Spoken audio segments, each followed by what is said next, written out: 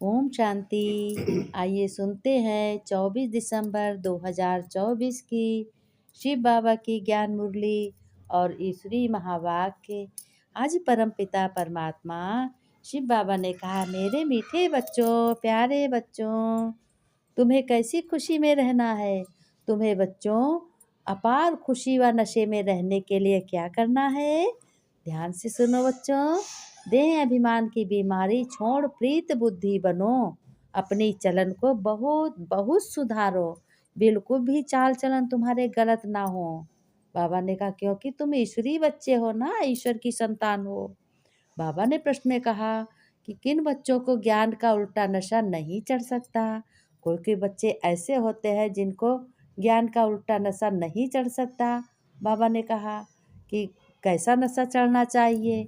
बाबा ने कहा, बच्चों जो बाप को यथार्थ जानकर याद करते हैं, यानी पूरा जानते हैं कि बाप परम पिता शिव बाबा कहाँ का रहने वाला है, कौन है, कैसा है, तो जानते हैं, याद करते हैं, तो दिल से बाप की महिमा करते हैं।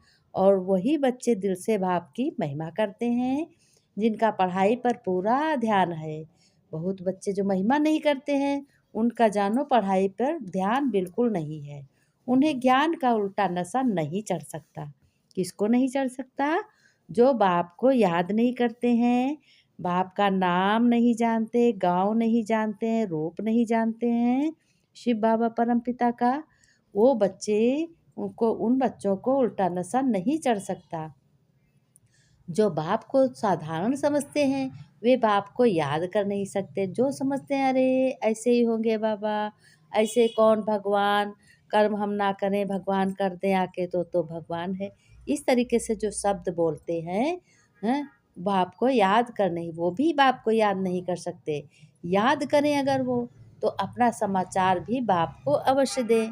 अगर याद करें तो अपना समाचार भी भगवान को दें। जब याद नहीं करते हैं तो अपना समाचार इधर उधर गफलत में सुनाया करते हैं, जिससे 1 गुना से 4 गुना बातें आगे बढ़ जाती हैं। फिर बाबा ने कहा कि बच्चे अपना समाचार नहीं देते हैं तो बाप को बहुत ख्याल चलता है कि बच्चा कहाँ मूर्छित हो तो नहीं हो गया है, क्या हो गया बच्चे ने, क्या बच्चों के दिल पसंद नहीं है भगवान। भगवान सबको पसंद करते हैं, लेकिन भगवान को कोई कोई नहीं पसंद करता। जो लोग कहते हैं कि भगवान ने हमारा बहुत कुछ बिगाड़ दिया है और ये हम नहीं करेंगे, याद नहीं पूजा पाठ करेंगे, वो लोग, ऐसा लगता है बाबा कहते हैं, वो मूर्छित हो जाते हैं। लेकिन बाबा कहता है, इसमें मैं क्या कर सकता हूँ। मेरी याद करोगे तो तुम्हें देह अभिमान छूट जाएगा, और जब देह अभिमान छूट जाएगा तो तुम्हें बहुत सुख होगा। दुखी बिल्कुल नहीं हो सकते हो। फिर भगवान तुम्हारी रक्षा भी करेगा। जब भगवान से सारे संबंध तुम अपने जोड़ोगे, हर संबंध में परमपिता परमात्मा शिव बाबा को याद करोगे, क्योंकि वो तुम्हारा परम पिता है ना। वो परम पिता है, वो बेहद का पिता है, वो सुख देने वाला है, वो दया करने वाला है, और क्या देने वाला है, और अपार शांति देने वाला है। ऐसे याद करोगे तो तुम्हारे मन में बहुत खुशी होगी, बहुत खुशी। यथार्थ जानते हो, झट से बोलो, मैं भगवान को जानता हूँ। भगवान परम पिता परमात्मा शिव निराकार है। वो भगवान की कोई भी जगह नहीं ले सकता है, ऐसे समझो। फिर बाबा ने कहा, ओम शांति बच्चों। बाप बैठ बच्चों को समझाते हैं। क्या समझाते हैं? कहते हैं, पढ़ते हैं, हर एक को बच्चों अपना अपना पार्ट मिला हुआ है। जिसने कल्प पहले जितनी पढ़ाई धारण बच्चों की है, उतनी अभी भी करते हैं। फिर बाबा ने देखो क्या कहा, पढ़ाई बच्चों कभी छिपी नहीं रह सकती है, लेकिन बाप तो झट समझ जाते हैं कि इससे जास्ती अक्ल लौकिक स्टूडेंट में होता है। लौकिक स्टूडेंट किसको कहते हैं? लौकिक लौकिक स्टूडेंट उसको कहते हैं जो हद की पढ़ाई पढ़ते हैं, स्कूल जाते हैं, है ना, सारे सब्जेक्ट पढ़ते हैं। तो बाबा ने कहा कि वह समझते हैं हम स्कॉलरशिप लेने लायक नहीं हैं। जब पास नहीं होते हैं तो वो उनको अच्छे नंबरों से स्कॉलरशिप नहीं मिलती है। बाबा कहते हैं वो तो झट जान जाते हैं, पास नहीं होंगे वह समझते हैं टीचर जो पढ़ाते हैं हम कितने मार्क्स लेंगे, ऐसे थोड़े ही कहेंगे कि हम पास विदानर होंगे। यहाँ तो कई बच्चे में इतनी भी अक्ल नहीं है। आज बाबा अपने बच्चों को अक्ल के बारे में बता रहे हैं, कह रहे हैं कि बच्चों को बिल्कुल अक्ल नहीं है, देह अभिमान बहुत है। देखो, देह अभिमान को क्या करना है, देह अभिमान को बिल्कुल ही ख़त्म करना है। देह अभिमान सबसे बड़ा काम है। बाबा ने कहा, भल आए हैं ये देवता बनने के लिए। भल तुम ये पढ़ाई पढ़ रहे हो, किसके लिए पढ़ रहे हो? बाबा समझाते हैं, तुम बच्चे देवता बनने के लिए पढ़ रहे हो। फिर बाबा ने कहा, तो बच्चों जब देवता बनने की पढ़ाई पढ़ रहे हो तो तुम्हारी चलन भी चाहिए। कैसी चलन भी तो चाहिए। बाप कहते हैं, विनाश काले विपरीत बुद्धि, क्योंकि कायदे सिर बाप से अब भगवान आया है तो लोगों की विपरीत बुद्धि है, अलग अलग बुद्धि है। वो उनको फुर्सत नहीं है, उनको ज्ञान सुनना अच्छा नहीं लगता है। बाबा ने कहा, बाप तुम बच्चों को समझाते हैं कि विनाश काले विपरीत बुद्धि का यथार्थ अर्थ क्या है बच्चों, वो समझो, मैं तुम्हें बताता हूँ। बच्चे ही पूरा नहीं समझते तो फिर क्या समझेंगे बच्चे, कौन समझेगा? तो बच्चों को समझने कई बात होगी, कोई बात हुई होगी, बाबा ने समझाया होगा, बच्चों ने नहीं ध्यान दिया होगा। अपने आप को बच्चों चेक करो कि भगवान शिव बाबा परमपिता ने तुमको बात समझाई, तुमने समझी, ध्यान दी कि नहीं दी। बाप को याद करना है। यह तो बच्चों बहुत ही गुप्त बात हुई ना। अपना काम करते जाओ और बाप की याद करते जाओ। बाप की याद करने के लिए कोई तस्वीर फोटो की ज़रूरत थोड़ी होती है। भल किसी को भी याद करो, याद तो याद ही होती है। बाबा ने कहा, याद गुप्त है तो पढ़ाई भी गुप्त है, गुप्त नहीं है ना। बाबा ने कहा, याद तो बच्चों गुप्त है, भगवान की करोगे, लेकिन पढ़ाई गुप्त नहीं है। पढ़ाई में नंबर वार होते हैं, एक जैसा थोड़े ही पढ़ेंगे। बाबा समझते हैं अभी तो बेबी है।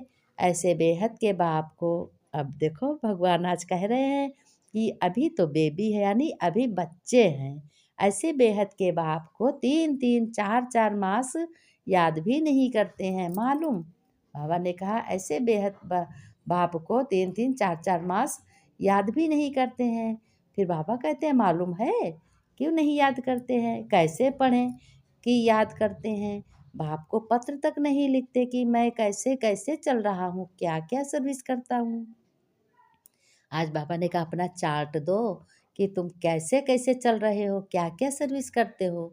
बाप को बच्चों की कितनी फिक्र रहती है भला बताओ, कि कहाँ बच्चा मूर्छित तो नहीं हो गया, कहाँ बच्चा कहाँ चला गया। कोई तो बाबा को कितना अच्छा अच्छा सर्विस समाचार लिखते हैं, लेकिन बाप भी समझते हैं, भगवान भी समझते हैं कि बच्चा कैसी सर्विस करता है। सर्विस करने वाले बच्चे कभी छिप नहीं सकते, उनके चेहरे और चलन से बहुत फलक से मालूम होता है।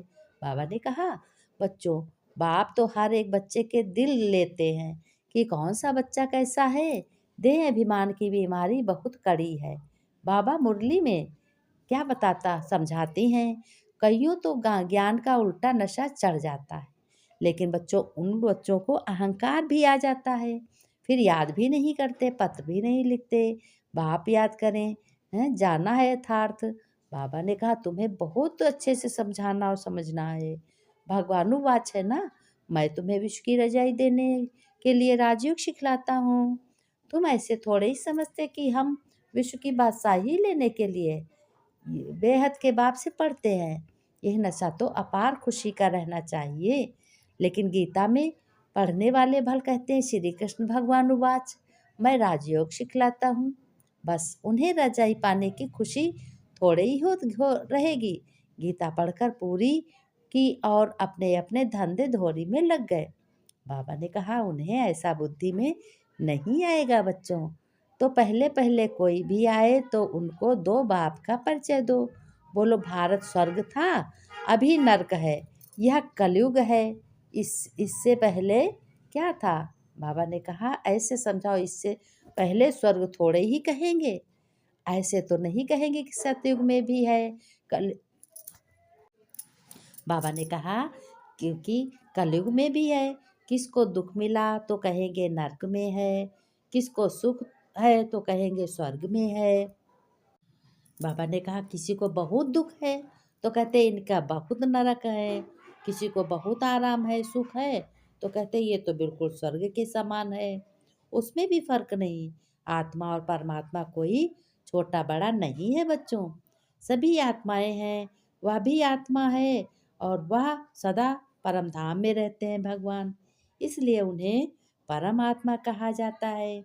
सिर्फ तुम आत्माएं जैसे आती हो वैसे मैं नहीं आता।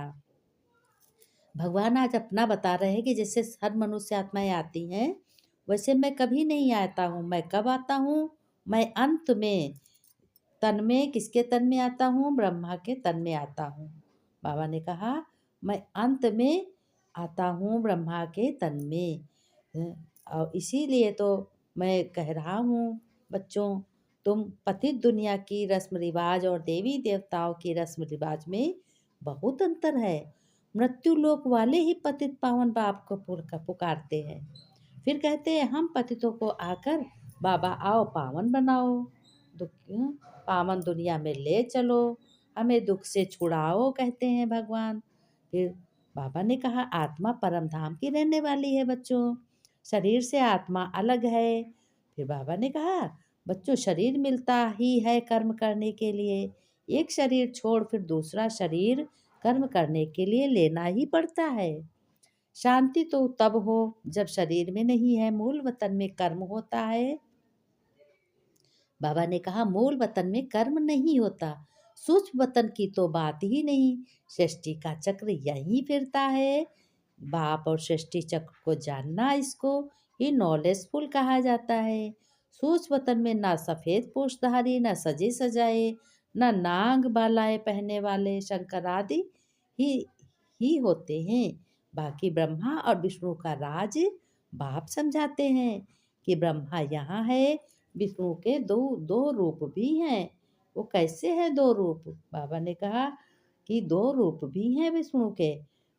वहाँ सिर्फ साक्षात्कार का पाठ ड्रामा में है, जो दृष्टि दिव्य दृष्टि से देखा जाता है, क्रिमिनल आंखों से नहीं देखा जाता है। बाबा ने कहा क्रिमिनल आंख किसी की हो नहीं के, क्रिमिनल आंख से किसी को नहीं देख सकते, क्रिमिनल आँखों से पवित्र चीज दिखाई ना पड़े, बाबा ने कहा। फिर बाबा ने नमस्ते की मीठे मीठे सिके लदे बच्चों प्रति माता पिता बाप दादा का याद प्यार और गुड मॉर्निंग। रूहानी बाप की रूहानी बच्चों को नमस्ते। धारणा में बाबा ने बताया बच्चों धारण करो, तुम पवित्र आत्मा हो। अपने आप को सदा सेफ रखने के लिए क्या करना है? बुद्धि को विचार सागर मंथन में बिजी रखना है कि भगवान हमें क्या पढ़ाता है, कैसी समझ देता है। सुदर्शन चक्रधारी बनकर बच्चों रहना है और झरमुई झगमुई में अपना समय नहीं गंवाना है। शरीर से डिटैच रहने की पढ़ाई जो बाप पढ़ाते हैं वह पढ़नी है। माया के फोर्स से बचने के लिए अपनी अवस्था कैसी बनानी है? अचल बनानी है और अडोल बनानी है। फिर बाबा ने वरदान दिया, कहा बच्चों रोज का रोज अपने बाबा से, परम पिता से वरदान लो, भगवान से, जिससे तुम्हारी हर कर्म में सफलता हो और तुम सुखी रहो, दुख का नाम निशान ना हो। तुम्हारे घर में धन सुख शांति से तुम्हारा घर भरपूर बने। बाबा ने कहा कि वरदान में कहा ब्रह्मा बाप समान लक्ष्य को बच्चों लक्षण लीन में वाले प्रत्यक्ष सैंपल बन सर्व के सहयोगी बनो। लक्षण में लाने वाले जैसे ब्रह्मा बाप के लक्षण थे वैसे अपना भी लक्ष्य रखो कि लक्षण होने चाहिए। सैंपल बन सर्व के सहयोगी बनोगे। विस्तार में बाबा ने कहा जैसे बच्चों ब्रह्मा बाप ने स्वयं को निमित्त एग्जाम्पल बनाया, सदा यह तुम्हारा लक्ष्य लक्षण में लाया तो ऑटो ऑटो सो अर्जुन इसी से नंबर वन बने। जो याद करेगा वही अर्जुन के समान रहेगा। बाबा ने कहा ऐसे तो फॉलो फादर करो, जैसे अर्जुन ने ज्ञान सुना तो वही नंबर 1 हुए। कर्म द्वारा सदा स्वयं जीवन में गुण मूर्त बन, प्रत्यक्ष सैंपल बन, औरों को सहज गुण धारण करने का सहयोग दो बच्चों। इसको कहते हैं गुणदान। दान का अर्थ ही है सहयोग देना। बाबा ने कहा, कोई भी आत्मा अब सुनने के बजाय प्रत्यक्ष प्रमाण देखना चाहती है, तो पहले स्वयं को गुणमूर्त बनाओ, फिर दूसरों को बनाओ। पहले तुम में गुण धारण होने चाहिए। स्लोगन में बाबा ने कहा, सर्व की निराशाओं का अंधकार दूर करने वाले ही कैसे हो तुम बच्चे, ज्ञान दीपक हो। ज्ञान का दीपक जल गया है, अब सभी का जलाना है तुम्हें ना। बाबा ने कहा, बच्चों ध्यान से पढ़ाई पढ़ो और सफलता को प्राप्त करो।